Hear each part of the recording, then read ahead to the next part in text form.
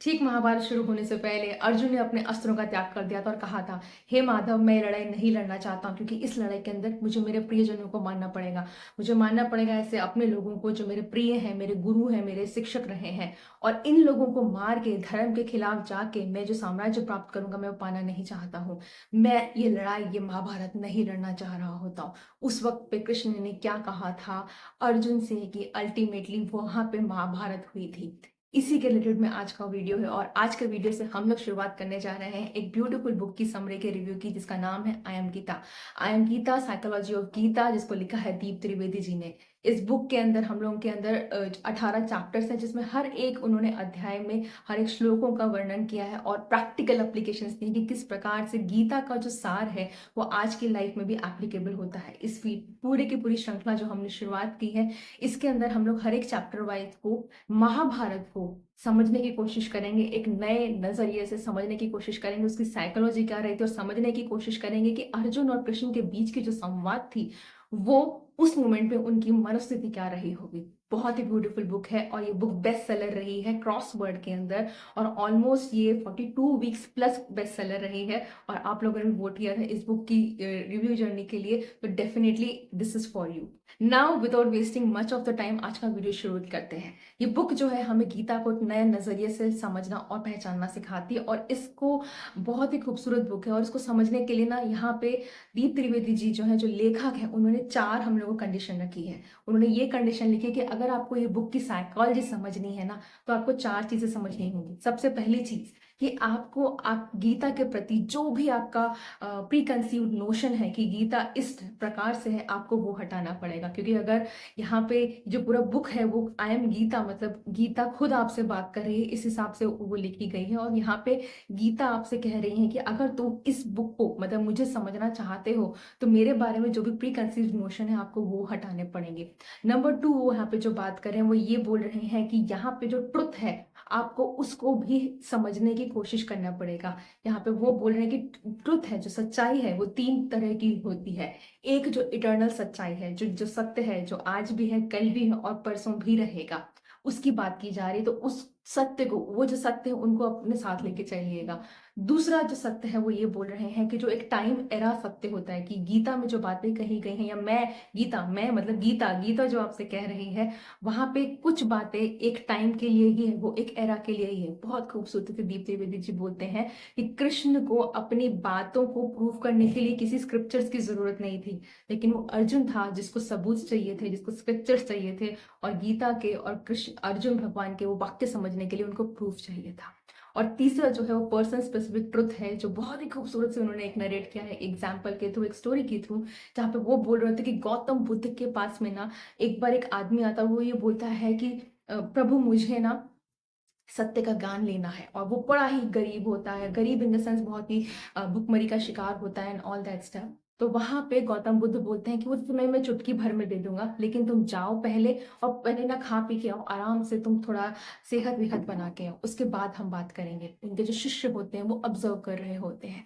Same immediately थोड़े time के बाद में एक शिष्य आता है, एक आदमी आता है गौतम बुद्ध के पास में, और गौतम बुद्ध बोलते हैं कि वही उनसे सवाल होता है कि आप मुझे दे दीजिए, ये मुझे सत्य का ज्ञान प्राप्त करना है, जो बहुत मोटा तगड़ा होता है, एकदम हेल्दी, इन शॉर्ट आप बोल सकते हैं, होता है, वेल्दी होता है, सब कुछ होता है। तो गौतम बुद्ध उसको बोल रहे होते हैं कि मैं तुम्हें चुटकी भर में दे दूंगा, लेकिन पहले जाओ और आप थोड़ा अपना सेहत, थोड़ा वेट वगैरह कम करके आइए। और ये सुन के जैसे वो आदमी जाते हैं, उनके शिष्य एकदम आश्चर्यचकित हो जाते हैं। वो बोलते हैं कि आपने पहले इंसान को बोला कि आप जाइए और बॉडी बना के ये खाना पीना खा के आइए, और दूसरे को वहीं पे दिया कि आप जाइए और अपना वेट लॉस करके आइए, और मैं तब आपको सत्य का ज्ञान दूंगा। अब आप बताइए प्रभु कि सत्य क्या है। बहुत खूबसूरती से गौतम बुद्ध ने पता है क्या जवाब दिया। उन्होंने ये बोला कि मेरे प्रिय शिष्य, जो पहला आदमी था और जो दूसरा आदमी था, उन दोनों के जो भी मैंने जवाब दिया, उनमें से तुम्हारे ट्रुथ से, तुम्हारे सत्य से कोई तात्पर्य नहीं है। तो यहाँ पे उन दोनों के जो सत्य मैंने उनको जो विचार और विमर्श करने को दिया है, जो काम करने को दिया है, वो पर्सन स्पेसिफिक ट्रुथ था। तुम्हारा उस ट्रुथ से कोई लेना देना नहीं है। इन शॉर्ट, आप अपने कामों में व्यस्त रहिए, दूसरे की उसमें दिमाग में मत डालिए। तो पर्सन स्पेसिफिक ट्रुथ की बात यहाँ पे की जा रही है। और डेफिनेटली यहाँ पे बात की जा रही है तीसरी चीज की कि आपको यहाँ पे ये समझना पड़ेगा, थ्री डायमेंशनल चीजें बहुत ही ब्यूटीफुली उन्होंने दीप त्रिवेदी जी ने समझाई है कि हम एक इंसान, और जो महाभारत जो है वो एक थ्री डायमेंशनल वर्ल्ड में हुई है। अर्जुन जो अल्टीमेटली महाभारत, जो आपका ब्रेन है आप कह सकते हैं, अर्जुन जो है जिसको महाभारत लड़नी है, जिसको युद्ध करना है। कृष्णा जो विटनेस है, जिनको पता है कि यहाँ पे उनको ये महाभारत उन्होंने 20 साल पहले ही प्रिडिक्ट कर ली थी, लेकिन वो एकदम अनफेस्ड थे, मतलब अनफेस्ड इन द सेंस वो उससे हिले नहीं थे। उन्होंने पूरी कोशिश की थी कि युद्ध ना हो, लेकिन उसके बाद भी जब हुआ तब भी वो खड़े रहे थे, मतलब कृष्णा एज अ विटनेस। और तीसरा महाभारत जो चल रहा है। तो इन सब ट्रुथ के साथ, इन सब कंडीशंस के साथ में अगर आप ये बुक की समरी में जाएंगे तो आप इस समरी को, इसकी साइकोलॉजी को बहुत खूबसूरती से समझ पाएंगे। तो आपके लिए है टेक अवे नंबर 1।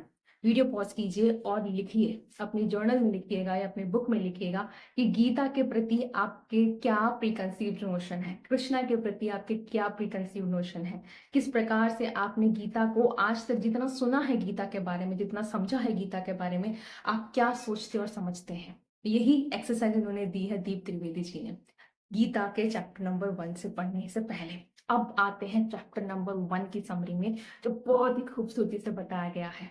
वो बता रहे हैं, चैप्टर की शुरुआत होती है बैटलफील्ड की डिस्क्रिप्शन की, कि सारे योद्धा एकदम खड़े हैं एक दूसरे को मारने के लिए रणभूमि में, एकदम ढोल नगाड़े एकदम जोर जोर से बज रहे हैं, एकदम सारे के सारे में जितने भी योद्धा हैं वो सबके सबके अंदर एकदम एक दूसरे को मार काटने की या जीत की जो भूख है वो एकदम दिख रही है। इसके डिस्क्रिप्शन के साथ चैप्टर नंबर 1 शुरू होता है, और यहाँ पे बहुत ही खूबसूरती से बोल रहे हैं दीप त्रिवेदी जी कि ये जो बैटल है, ये जो महाभारत है, जिसमें ये सारे के सारे योद्धा जो लड़ रहे हैं, वो कुछ और नहीं है, वो ये संसार है। आज की तारीख में ये महाभारत कुछ नहीं है, ये करंट प्रैक्टिकल वर्ल्ड है। और आज की तारीख में जो अर्जुन है वो कोई और नहीं है, वो आपका ब्रेन है। और जो दुर्योधन है वो कोई और नहीं है, आपकी ईगो है। और तीसरा कृष्णा जो है वो कोई और नहीं है, बट आपका हायर कॉन्शियसनेस है, आपका विटनेस है। बहुत खूबसूरती से दीप त्रिवेदी जी ये बोल रहे हैं कि अगर वो महाभारत हो रही है वो इसीलिए हो रही है क्योंकि 40 साल तक अर्जुन के अंदर एक वो फीलिंग थी कि उनको साम्राज्य प्राप्त करना है। वो कौरवों के प्रति एक एक डीप रूटेड एक जो एक भावना थी, जिसके कारण अल्टीमेटली वो महाभारत में लैंड अप हुए हैं, महाभारत के कुरुक्षेत्र की फील्ड में लैंड अप हुए हैं। राइट, तो अल्टीमेटली वो कृष्ण के अंदर, कृष्ण बोल रहे हो, अर्जुन के अंदर वो भावना थी, जिसके कारण एक इंटरनल कॉन्फ्लिक्ट था, जिसके कारण वो आज कुरुक्षेत्र में खड़े थे। और सेम चीज में दुर्योधन भी थे, जिनके अंदर एक इंटरनल कॉन्फ्लिक्ट था, जिसके कारण वो महाभारत और आप बोल सकते हैं कुरुक्षेत्र के रण में खड़े थे। और कृष्णा जो एकदम काम थे, कंपोज थे, वो थे वहां पे, लेकिन उनको किसी भी चीज से फर्क नहीं पड़ रहा था।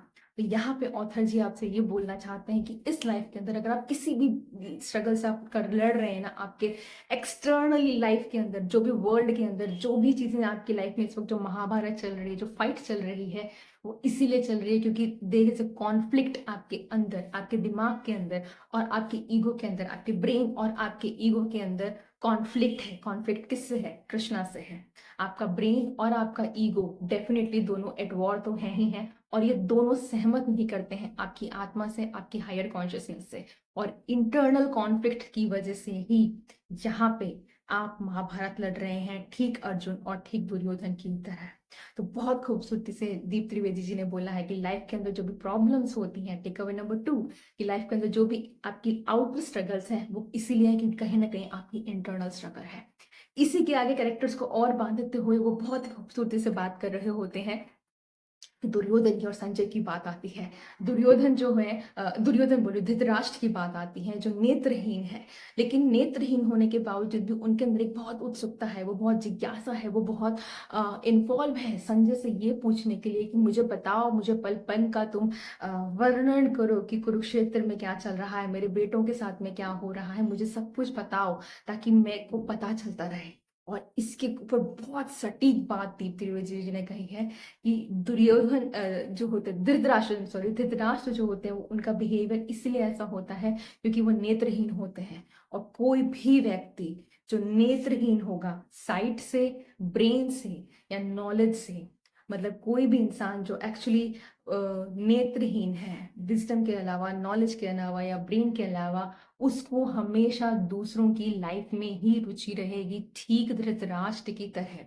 धृतराष्ट्र भी दूसरों की लाइफ में हमेशा इन्वॉल्व रहे हैं और उनको जिज्ञासा रही है, तो वो यही बोलते हैं कि हर एक इंसान जो यहाँ पे दूसरों की लाइफ में रुचि रखता है, जिसको दूसरों की लाइफ में ज़्यादा पड़ी है कि वो क्या कर रहा है, क्या कर रही है, ऑल दैट स्टफ, वो कहीं न कहीं नेत्रहीन है, क्योंकि वो अपनी विज़डम से, अपने नॉलेज से, अपने ब्रेन से डिस्कनेक्टेड है। और क्योंकि वो अपने ब्रेन से, ईगो से डिस्कनेक्टेड है, कॉन्फ्लिक्ट में है कृष्णा से, जो आपका हायर कॉन्शियसनेस है, वो अपनी ही बैटलफील्ड एक महाभारत लड़ रहे हैं। और संजय का वर्णन करते हुए उन्होंने बहुत खूबसूरती से कहा है।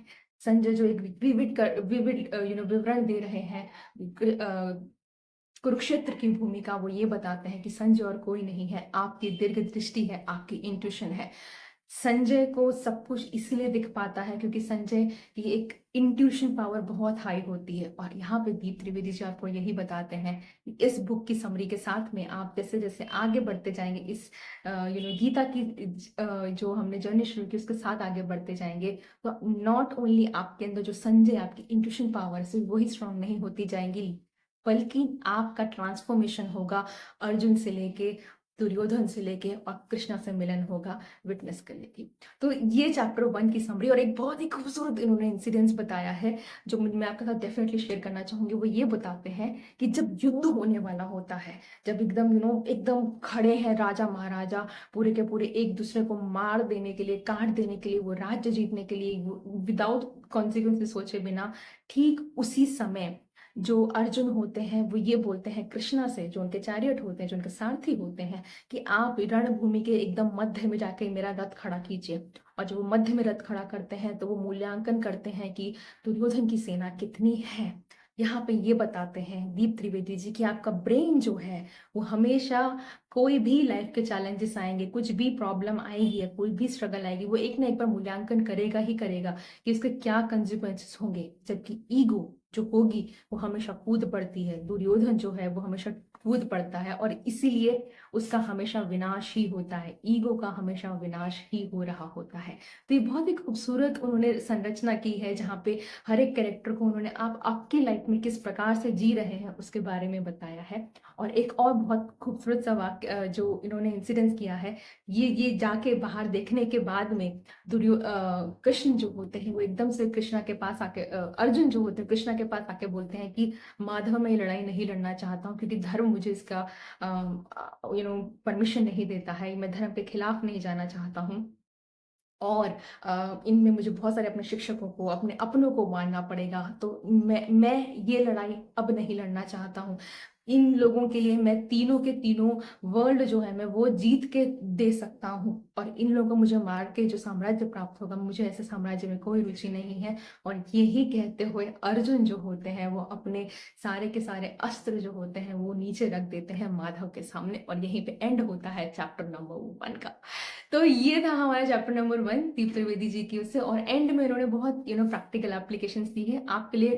Takeaway number 3, takeaway number 3 यहाँ पे जो बोल रहे हैं दीप त्रिवेदी जी, वो ये लिखिएगा कि ऐसी 5 चीजें, ऐसी 5 रूट कॉज आपकी लाइफ में, आप ये देखिए कि 5 ऐसी कौन सी प्रॉब्लम्स है जिनसे आप लड़ रहे हैं, और फाइंड आउट कीजिए कि आपका यहाँ पे उनका रूट कॉज क्या है, क्या प्रॉब्लम्स है जिनसे आप लड़ रहे हैं।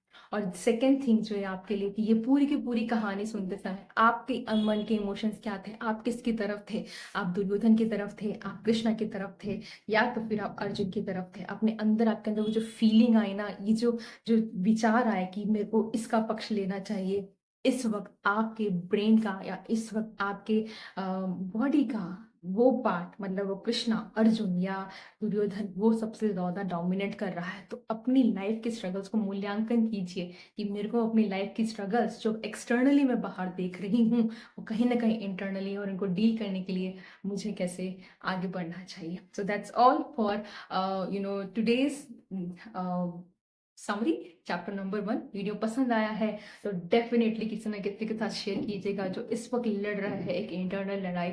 चैनल पे नए हैं तो सब्सक्राइब कर लीजिएगा, और मेरे साथ जो बने हुए हैं दिल से थैंक यू सो मच। तो वीडियो को लाइक शेयर सब्सक्राइब करना जरूर कीजिएगा। मैं पूरा का पूरा पीडीएफ डाल दूँगी, ये टेक अवे नंबर 1, 2, 3 का, और इसके साथ आपके लिए जो एक्सरसाइज़ेज़ आपको जो करने, जो मैंने 2 एक्सरसाइज़ेज़ दी हैं आपको, वो भी आपके साथ शेयर कर लूँगी। आप आराम से डाउनलोड करके इसको भी कर सकते हैं। मिलती हूँ आपसे कल, नॉट कल मिलती हूँ आपसे थॉटफुल थर्सडे में, वापस से थर्सडे के एक और वीडियो में, जिसमें हम बात करेंगे चैप्टर नंबर 2 की, from the best selling book I am Gita by Deep Trivedi. Till then do take care, reflect upon it. Your Krishna, your Arjun and Duryodhana सभी आपके अंदर है। आपको किसका हाथ पकड़ना है, आप सोचिए।